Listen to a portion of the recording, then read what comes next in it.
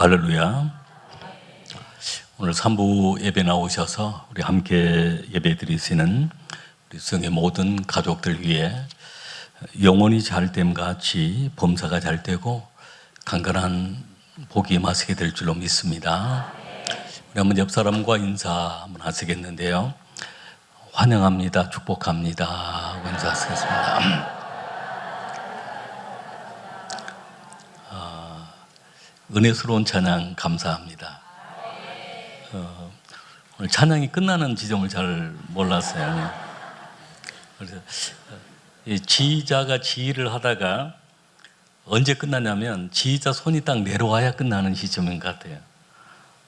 저는 찬양이 굉장히 은혜스러웠습니다. 감사합니다.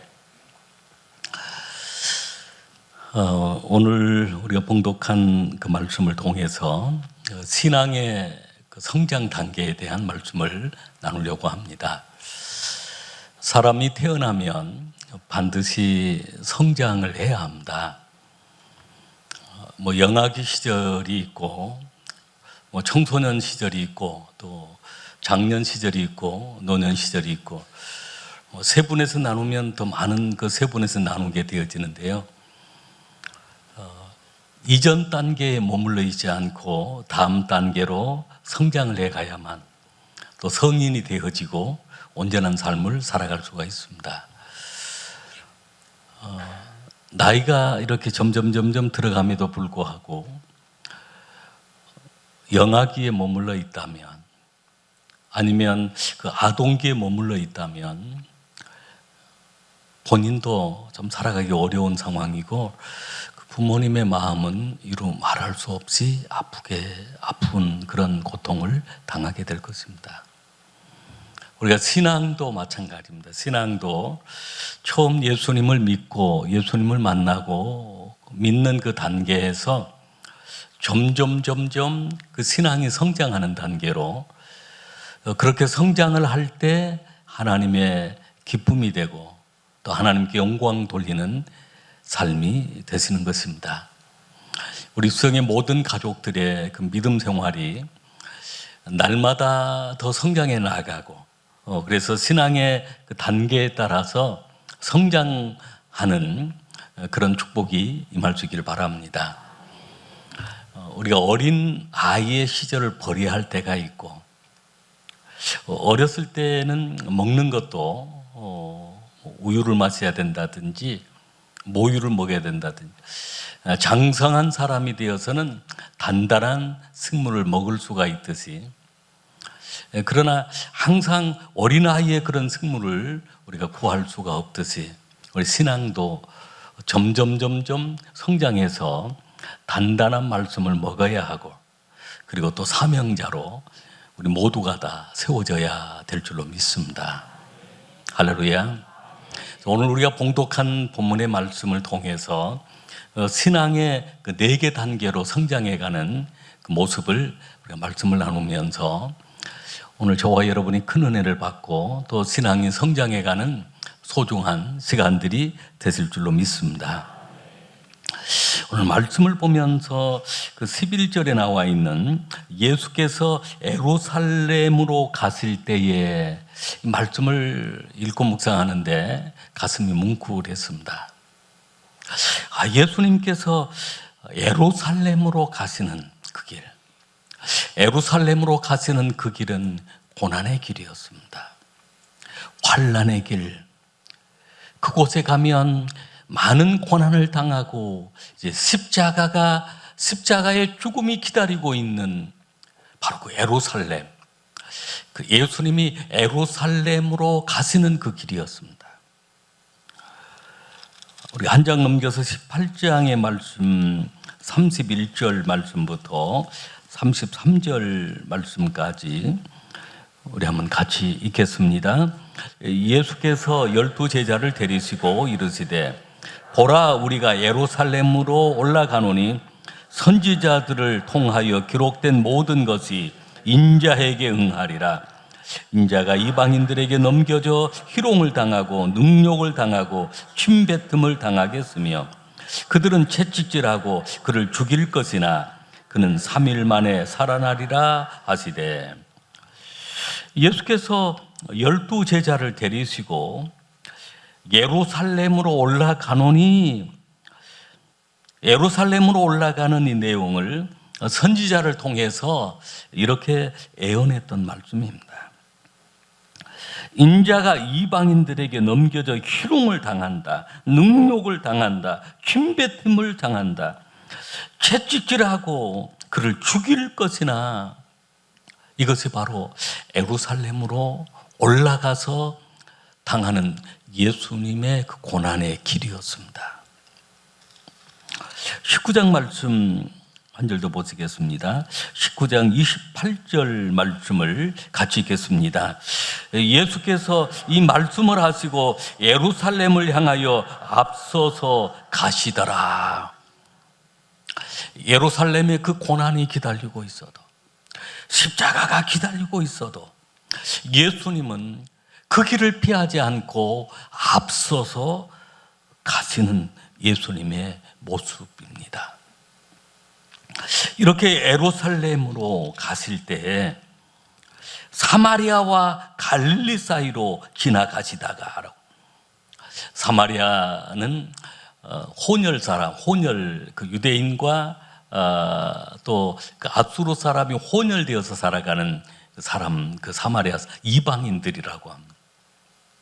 그리고 여기에 갈릴리는 유대 사람들이 살고 있는 그런 땅입니다. 예수님께서 예루살렘으로 가시는 그 길에 사마리아 길로도 가셨다가 또 갈릴리 그 길로도 가셨다가, 사마리아와 갈릴리 사이로 다 길이 나 있는 것은 아니고 예루살렘으로 갔으면서 도와야 할 사람, 또 치료해야 할 사람들을 위해서 주님께서 사마리아로, 갈릴리로 이렇게 동네를 다니시면서 예루살렘을 향하여 가고 계신 것입니다. 이렇게 예루살렘으로 향하여 가시는 그때 사마리아와 갈릴리 사이에 한 마을로 들어가셨는데, 그 마을은 나병 환자들이 살고 있는 마을이었습니다.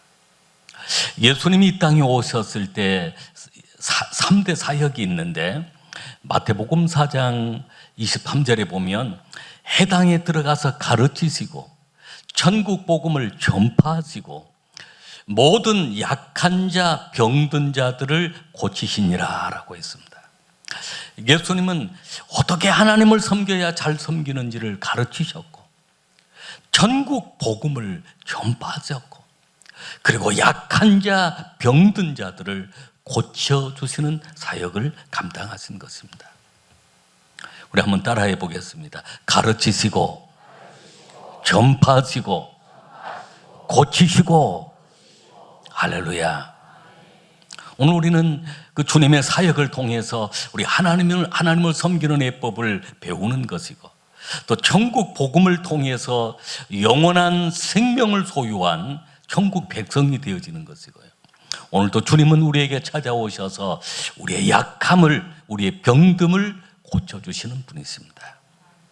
예루살렘으로 가시는, 십자가를 지시기 위하여 가시는 그 길이지만 약한 자들을 고치시고 치료하시기 위해서 사마리아와 갈릴리 사이로 가시게 되었던 것입니다.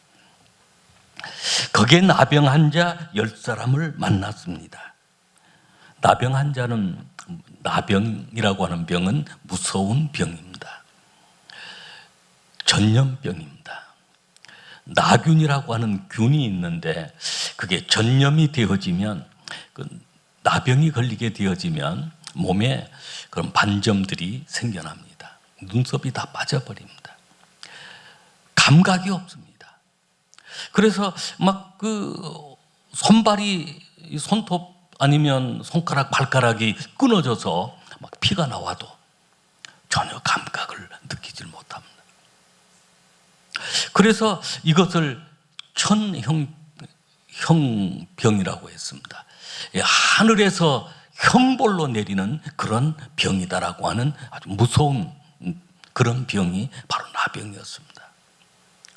사랑하는 가족들과 함께 살다가 어느 날 이 나병이 발견이 되어지면 아무도 모르게 부부간에만 서로 알고 자녀들도 모르게 야밤에 보따리를 사서 그 죽음의 계곡으로 들어가면 그 계곡이 나병 환자들이 사는 죽음의 계곡이 있고, 강야로 나가면 또 그 광야에 나병 환자들이 모여서 사는 그런 곳이 있습니다.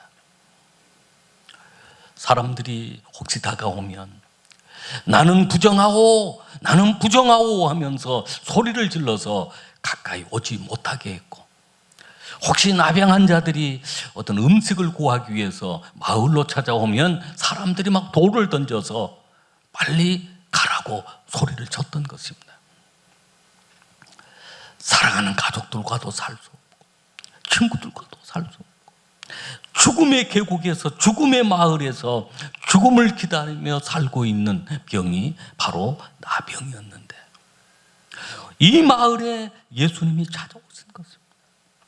그리고 10사람의 나병 환자가 예수님을 만나게 되는 그런 내용입니다.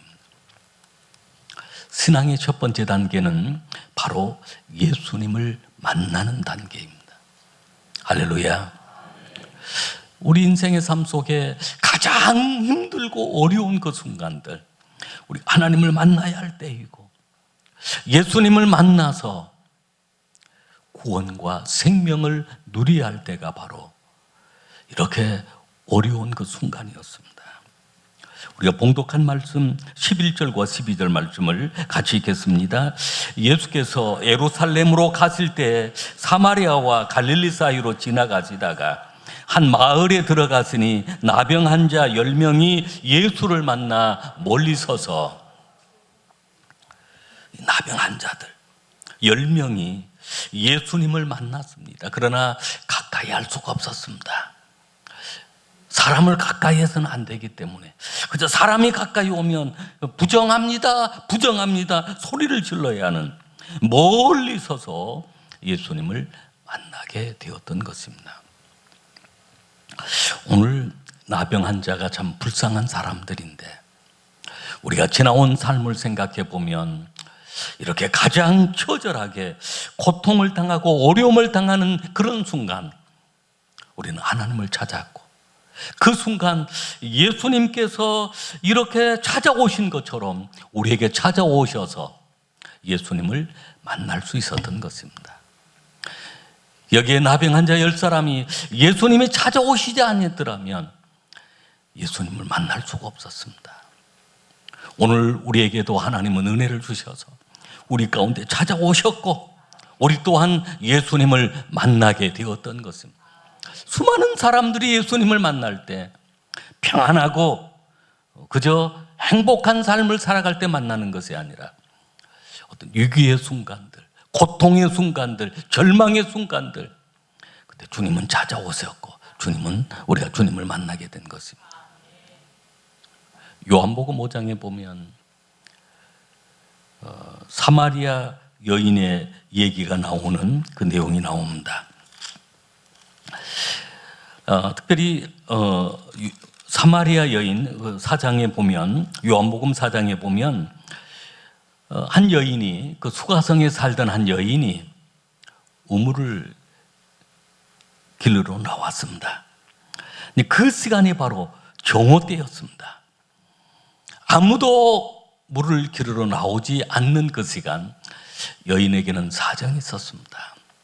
사람을 만날 수도 없고, 사람을 피해 다녀야 하고, 사람을 만나면 손가락질하는 그런 여인이었습니다.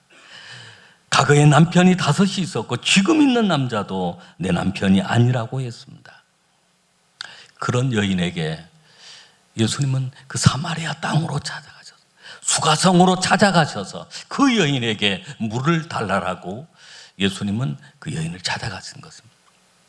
여인은 예수님을 만나고 난 다음에 물동이를 버려두고 마을로 들어가서 내가 메시아를 만났다라고 복음을 전하는 전도자 여인이 되었던 것입니다. 그 삶이 가장 힘들고 어려운 그 순간 예수님을 만나게 되었던 것입니다. 누가복음 8장 말씀에도 보면 마리아, 막달라 마리아에게 나온 귀신 들렸습니다. 7 귀신이 들렸습니다. 그런 절망적인 그 순간 주님은 찾아오셨고 주님을 만났을 때 7 귀신이 떠나가고 회복이 되어서 주님을 섬기는 귀한 종이 되었습니다. 만날 만할 때에 우리는 주님을 만나야 합니다. 주님을 찾을 만한 때에 주님을 찾아야 합니다. 지금이 바로 은혜의 때이고 지금이 바로 주님을 만날 만한 때임을 여러분 믿으시길 바랍니다. 신앙의 첫 번째 단계는 바로 예수님을 만나는 그런 단계입니다. 오늘 저와 여러분이 다 예수님을 만난 줄로 믿으시길 바랍니다. 그리고 예수님은 우리를 만나 주셨습니다. 그것이 바로 은혜인 것입니다. 두 번째 단계는 기도하는 단계입니다. 우리가 봉독한 말씀 13절 말씀을 우리 같이 봉독하겠습니다. 소리를 높여 이르되 예수 선생님이여 우리를 불쌍히 여기소서 하거늘. 소리를 높여 이르되, 기도할 만큼 그런 여유가 있거나 또 소리를 낼 만큼 목소리가 건강한 상황도 아닙니다. 나병 환자는 감각이 없습니다. 혀끝에 또 입술에 그 감각이 없고 그리고 다 또 여러 가지로 어려움을 겪고 있는 상해인 그런 상황입니다. 소리를 낼 수 없는데 있는 힘을 다해서 이 나병 환자들은 예수님을 향하여 소리를 높였습니다. 부르짖었습니다. 여기에는 간절한 기도가 들어있는 것입니다. 예레미야 33장 3절 말씀처럼 너는 내게 부르짖으라 내가 내게 응답하겠고 내가 알지 못하는 크고 비밀한 일을 내게 보이리라 라고 했습니다. 부르짖어 기도하라는 것입니다. 간절히 기도하라는 것입니다. 소리를 낼 수 없는 상황이지만 소리를 내었습니다. 있는 힘을 다해서 소리를 내었고 부르짖었고 간절히 기도한 것입니다. 여러분, 우리가 살아가면서 어떤 위급한 상황을 만날 때가 있습니다. 강도를 만났다든지 그럴 때 살려주세요 라고 소리를 질러야 되는데 그 소리가 그냥 점잖하게 한다고 전혀 옆 사람도 잘 안 들릴 정도로 살려주세요 그러면 누가 살려주겠습니까? 아니면 그냥 마음속으로 속으로 살려주세요 그런다고 누가 살려주겠습니까? 그냥 크게 소리를 질러서 살려주세요 강도야 라고 하면서 소리를 질러야 합니다. 그러면 주변에 있는 사람들이 달려와서 도와주고 여러 가지 상황들을 그 어떤 위기의 상황들에서 건져주는 그런 일이 있을 것입니다. 우리 하나님 앞에서 그렇게 소리 높여 부르짖어야 될 그런 순간들이 있습니다. 열왕기하 20장 말씀에 보면 히스기야 왕의 기도가 이사야 38장과 열왕기하 20장의 말씀 속에 나오는 내용이 있습니다. 히스기야 왕이 병들어 죽게 되었습니다. 사형 선고를 받았습니다. 얼마나 간절히 기도하는지, 그 기도는 눈물의 기도였습니다. 간절한 기도였습니다. 그러한 기도를 하나님께서 그 히스기야를 향해서 내 눈물을 보았고 내 기도를 들었다라고 했습니다. 그 삶이 기도의 삶을 살아왔습니다. 그 기도가 쌓여서 기도의 단지에 담아있는 것입니다. 그런 기도가 우리에게 필요합니다. 성경은 수많은 그런 기도들을 소개하고 있습니다. 그 기도를 통해서 하나님은 히스기야의 생명, 사형 선고받았던 그 히스기야의 생명을 15년이나 연장시켜 주었던 것입니다. 사도행전 10장에 보면 고넬료 얘기가 나오는데 고넬료의 기도와 구제가 상달되었으니 늘 기도했고 늘 구제하는 삶을 살았습니다. 그런 고넬료에게 천사가 찾아왔고 그리고 베드로를 보내서 말씀을 전함으로 온 가족이 구원받고 그 가정을 통해 많은 영혼들이 구원받게 되는 역사가 일어났습니다. 거기에 기도가 저축되었다는 것입니다. 내 기도를 보았고 내 구제를 보았다는 것입니다. 하나님이 보시도록 우리는 그 기도의 어떤 찬스를 또 사용해야 합니다. 최근에 보니까 뭐 아빠 찬스, 엄마 찬스 그런 말을 많이 사용합니다. 친척 찬스. 아빠 찬스 하면 아빠의 도움으로 뭐 취업을 했다, 뭐 무엇을 했다라고 하는 그런 얘기들을 많이 듣습니다. 우리 성도들이 사용할 수 있는 찬스는 바로 기도의 찬스입니다. 기도를 우리가 기도 통장에 쌓아놓은 것입니다. 조금씩 우리가 살아가면서 노후를 위해서, 미래를 위해서 조금씩 저축해 나가듯이 우리가 새벽 기도를 통해서 또 아니면 개인 기도를 통해서 그 기도의 항아리에 기도를 계속 저축을 한 것입니다. 그 위급한 상황에 그 기도의 찬스를 사용을 할 수가 있는 것입니다. 바로 히스기야 왕이 그렇게 사용을 했습니다. 우리가 지난번 우리가 심야 기도회를 진행을 해오다가 코로나 되어지고 여러 가지 상황에서 기도 시간을 못 가졌는데 이제 또 중요한 시점이 돌아온 것 같습니다. 여러 행사들을 해야 하고 또 우리 자녀들을 위해서 기도해야 되는 그런 기도의 양을 우리가 저축을 해야 될 그런 때가 된 것 같습니다. 이미 기도했던 그 부분들이 쌓아놓았던 그 부분들이 다 바닥이 나가고 있는 것 같습니다. 영적 승리를 위해서.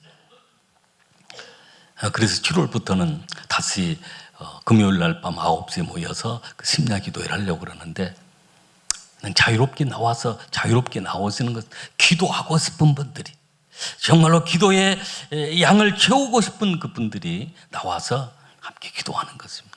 교회를 위해서, 성도를 위해서, 우리 자신을 위해서, 자녀들을 위해서 기도하는 것입니다. 오늘 이 나병 환자들 그렇게 소리를 높여서 기도했습니다. 예수 선생님이요, 예수님이 어떤 분인지도 잘 몰랐습니다. 예수 구원자 선생님 납비여 우리를 가르치소서, 우리를 도우소서, 구원자 선생님이요 라고 부르면서 우리를 불쌍히 여겨달라고.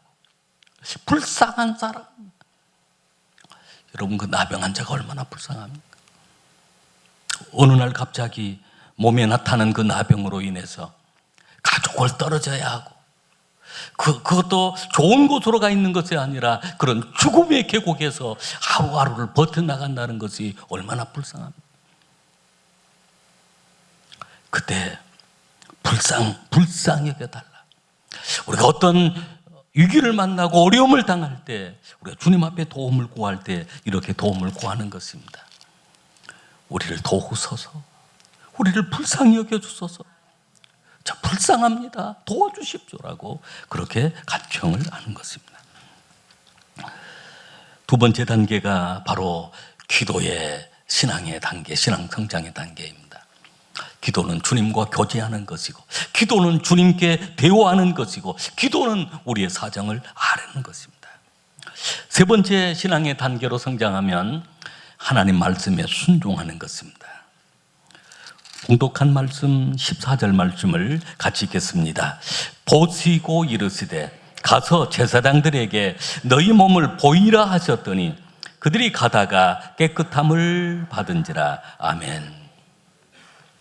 예수님께서 그렇게 기도했던 그 나환자들에게 예수님 말씀하셨어요. 가서 제사장들에게 너희 몸을 보이라. 이 말씀은 구약 성경을 보면 그 제사장이 진단을 하고 또 나병에서 치료가 되어지면 제사장이 다시 진단을 해서 치료가 되면 정결 예식을 거행을 했습니다. 그 정결 예식을 보면 레위기서 14장 4절 이하에 보면 그 두 마리 새, 정결한 두 마리 새를 가져옵니다. 잡아옵니다. 살아있는 새입니다. 백향목을 가져오고 홍색실을 가져오고 우슬추를 가져와서 흐르는 물에서 그 한 마리의 새를 잡습니다. 질그릇 안에 넣고 잡습니다. 그리고 그 피를 그 다른 새 한 마리, 그리고 백향목, 그리고 홍색실, 그리고 우술초에 적시어서 나병에서 치료받고 돌아온 그 사람에게 7번을 뿌리게 되어집니다. 정결케 하도록 그렇게 뿌립니다. 그리고 그 새, 나머지 그 한 마리 그 새를 자유롭게 날려보냅니다.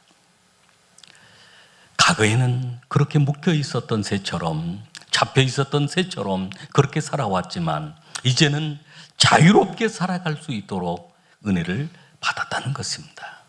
백향목은 그 나무 껍질이 나병을 치료하는 데 쓰였던 나무이기도 합니다. 그러나 백향목은 성전 건축에 귀하게 쓰임을 받았던 것처럼 이제는 치료받았으니 하나님의 영광을 위해 살도록 백향목을 사용합니다. 홍색실은 예수 그리스도의 보혈입니다. 우슬초는 바로 정결 애식에 쓰는 그러한 잎입니다. 우슬초를 통해서. 그래서 그런 정결 애식을 행하고 난 다음에 제사장이 너희 집으로 돌아가라 라고 하면 집으로 돌아가서 옛날 모습 그대로 다시 행복하게 살아가는 것입니다. 여기에 예수님께서 가서 제사장들에게 너희 몸을 보이라 라고 했는데 아직은 여전히 나병으로 있는 상황입니다. 그런데 예수님 말씀하시니 그 10사람이 다 말씀에 순종해서 가다가 깨끗함을 받았습니다. 나은 다음에 가라고 하면 쉬울 수 있습니다. 그런데 가서 제사장에게 너희 몸을 보이라고 했는데 아직 나병이 걸려있는 상황인데요. 의심이 생길 수가 있죠. 아니 나병이 몸대로 어떻게 사람에게 제사장에게 갈 수 있단 말인가? 그러나 예수님이 말씀하시니 믿음이 생겨서 가다가 보니까 깨끗하여 진지라라고 했습니다. 이것이 바로 믿음입니다. 믿음은 하나님 말씀에 순종하는 것입니다. 믿음이 없이는 하나님을 기쁘시게 하지 못하나니 하나님께 나아가는 자는 반드시 그가 계신 것과 자기를 찾는 자들에게 상 주시는 있음을 믿어야 할지니라 라고 히브리서 11장 6절 말씀입니다. 이 나병한 자들이 그들이 가다가 깨끗함을 받았습니다. 우리 한번 따라하겠습니다. 가다가 깨끗함을 받은지라. 이런 역사가 일어날 것입니다. 여러분 믿음으로 행하시길 바랍니다. 우리 삶 속에 수없이 많은 어려운 문제들을 가지고 우리가 살아가는데 믿음으로 행하다가 어느 순간에 병마가 떠나갑니다. 악한 영들이 떠나갑니다. 내 삶 속에 막 그 실타래처럼 엉켜있는 것들도 다 풀어지는 역사가 일어납니다. 우리가 믿음으로 행해야 가다가 누가복음 5장에 보면 베드로가 밤새도록 고기를 잡았는데 고기를 못 잡았습니다. 예수님이 말씀을 전한 다음에 베드로에게 깊은 곳에 그물을 던져라라고 합니다. 그때 베드로의 말이 밤새도록 수고를 했지만 잡은 것이 없습니다. 그러나 말씀에 의지해서 내가 그물을 깊은 곳에 던지겠습니다. 그물을 던진 그 순간 그 그물이 그냥 찢어지도록 가득 차게 되었고 친구 배까지 오라고 해서 2배의 고기가 가득 채워진 것입니다. 내 방법대로 한 번 더 해볼게요. 내 생각대로 한 번 더 해볼게요. 그렇게 하지 아니했습니다. 말씀에 의지했습니다. 여러분, 우리는 늘 하나님의 말씀을 듣습니다. 그 말씀대로 말씀을 의지해서 순종함으로 나아가면 여러분 기적의 주인공이 될 줄로 믿습니다.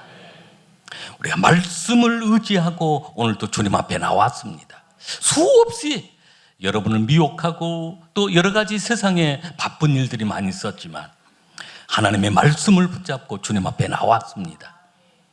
가다가 여러분 교회 오다가 기적이 일어나고 예배드리고 가다가 기적이 일어나게 될 줄로 믿습니다.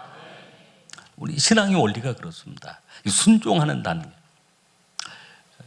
가끔 그 11조에 대한 교육을, 재물의 복을 누리기 위해서 11조 교육을 할 때가 있는데요. 그게 내 방법대로 하려고 그러면 잘 안 됩니다. 어렵습니다. 그러나 하나님께서 그렇게 언약의 말씀으로, 축복의 말씀으로 주셨기 때문에 행하다가 보면 기적의 주인공이 되어지는 것입니다. 가다가, 여기에 보니까 가다가 깨끗함을 받은, 가다가 치료함을 받은 것처럼 오늘 우리의 삶 속에 그런 기적들이 일어나게 될 줄로 믿습니다. 여러분, 기적의 주인공이 되시길 바랍니다. 마지막 네 번째 단계는 하나님께 영광을 돌리며 감사하는 단계입니다. 15절과 16절 말씀 같이 읽겠습니다.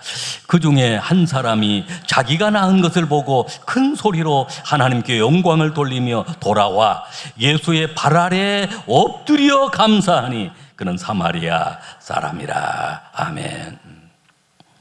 그 중에 한 사람, 9은 유대 사람들은 다 제사장에게로 갔습니다. 그런데 그 사마리아 그 한 사람, 발걸음이 떨어지지 않습니다. 제사장에게로 가라고 하는 그 발걸음, 이미 몸이 낫고 나니까 제사장에게 가서 정결의식을 행하고 집으로 돌아가야 되는데 발걸음이 떨어지질 않아요. 그래서 다른 9사람은 점점 그 마을, 제사장이 있는 집으로, 저기 마을이 있다, 바로 거기에 제사장이 있어, 우리 가자 하고 가고 있는데 한 사람이 점점 뒤로 처집니다. 그래, 빨리 와. 근데 발걸음이 떨어지지 않아. 나는 그분에게로 가야 돼. 그분이 나를 고쳐주셨어. 그분이 나를 치료해 주셨어. 나는 그분에게로 돌아가서 그분에게 엎드려서 나는 감사해야 돼. 하나님께 영광을 돌려야 돼. 그 한 사람, 하나님께 영광을 돌리려고 돌아갑니다. 15절 16절 말씀 다시 한번 큰 소리로 읽겠습니다. 그 중에 한 사람이 자기가 낳은 것을 보고 큰 소리로 하나님께 영광을 돌리며 돌아와 예수의 발 아래 엎드려 감사하니 그는 사마리아 사람이라. 아멘. 신앙의 단계의 최고의 단계는 하나님께 영광을 돌리는 단계입니다. 신앙의 최고의 단계는 하나님께 감사하는 단계입니다. 나를 구원하신 그 하나님의 은혜를 감사하고, 나를 살려주신 그 은혜를 감사하고, 나에게 새 생명을 주시는 그 은혜를 감사하고 하나님께 영광을 돌리는 것입니다. 수상소감을 얘기하십시오라고 어떤 TV 같은 데 나올 때 어떤 분은 오직 하나님의 은혜입니다, 하나님께 영광 돌립니다, 하나님 감사합니다 라고 하면서 하나님께 영광 돌리는 그 모습을 볼 때 하나님이 얼마나 기뻐하실까라고 하는 그런 생각을 해봅니다. 그렇습니다. 신앙의 최고의 단계는 바로 하나님께 영광을 돌리는 것이고 감사의 단계입니다. 이 감사에 대한 이 말씀은 우리 다음 주 맥주 감사절인데 우리 어떻게 감사를 해야 할 것인가, 감사를 드림으로 어떤 기적들이 일어나는가에 대한 말씀을 다음 주일에 선포하도록 하겠습니다. 기도하시겠습니다.